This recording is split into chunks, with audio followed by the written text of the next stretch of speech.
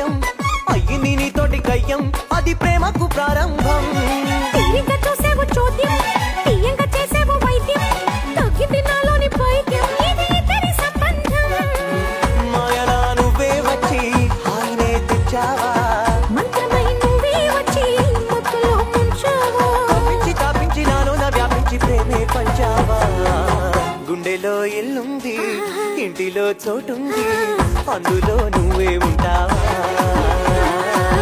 అతిగా ముద్దే ఇస్తావా